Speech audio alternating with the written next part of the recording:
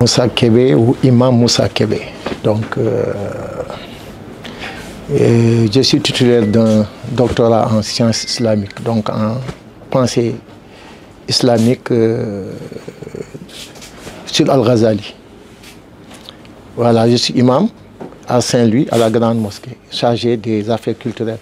Oui, en tant qu'imam, je suis confronté à des questions que me posent souvent les femmes et les intellectuels sur l'islam en général, mais sur le cas de la femme en particulier.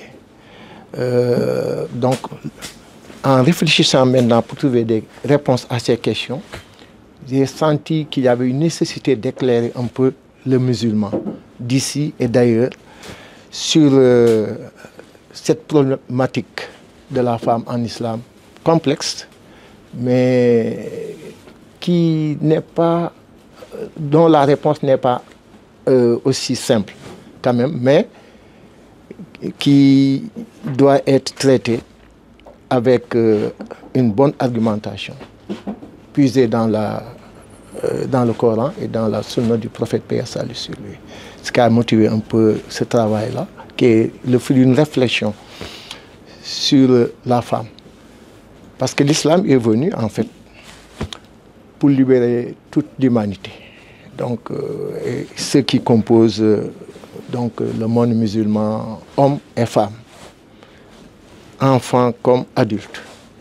Et dans ce travail de libération de l'être humain, la lutte pour libérer la femme occupe une place assez importante parce que avant l'islam, donc dans les sociétés anti-islamiques, la femme était considérée comme un objet, n'avait pas de droit, et était même héritée à la mort de son mari. L'islam est venu pour la faire sortir de cet état de non-droit et pour lui donner des droits qui lui donnent sa dignité d'être humain et aussi son altérité par rapport à l'homme, vu que cette femme-là est une sœur jumelle de l'homme. C'est le prophète même qui l'a dit.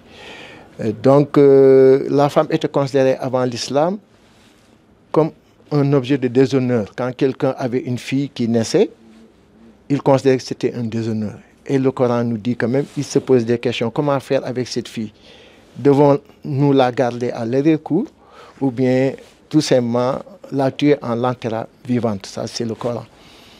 Bon, l'islam est venu interdire cela et a donné à la femme toute sa dignité d'être humain, et a menacé ceux qui oppressaient les filles, ceux qui les enterraient vivantes, donc d'une punition ici, bas, comme dans l'au-delà.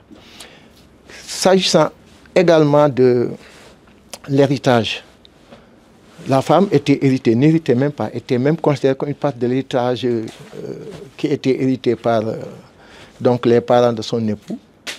L'islam est venu maintenant interdire cela et a donné à la femme le droit d'hériter, donc d'être héritée et d'être un héritier ou une héritière. C'est aussi le statut que l'islam. Le prophète a été très préoccupé par le cas de la femme. C'est ce qu'il a recommandé lors de son pèlerinage d'adieu, le seul pèlerinage qu'il ait effectué en islam. La femme, il a recommandé la femme à maintes reprises, il a insisté. Et sur son lit de mort, c'est la prière et la femme également qu'il a recommandé, jusqu'à en perdre la voix. Donc ce qui montre qu'il avait une grande préoccupation pour cette femme-là, dont la libération n'était pas terminée, mais que les hommes de science qui sont héritiers de la prophétie devaient poursuivre avec la femme, effectivement, pour aller vers une liberté qui ne signifie pas un libertinage, mais une liberté qui lui permet de vivre dans son monde, dans le monde moderne, avec une religion qui lui ouvre des perspectives. C'est un peu ce que le livre-là a essayé d'expliquer. Donc, explorer presque beaucoup de problématiques allant de l'héritage en islam. Le livre révèle que ce n'est pas comme on pense. Il y a beaucoup de cas où la femme hérite plus que l'homme. Et il y a des fois où la femme hérite sans que l'homme n'hérite. Par rapport à 4 cas où c'est l'homme qui hérite mieux que la femme. Et le livre a montré également que sur la famille, par exemple, c'est l'homme à qui on impose les charges de la famille.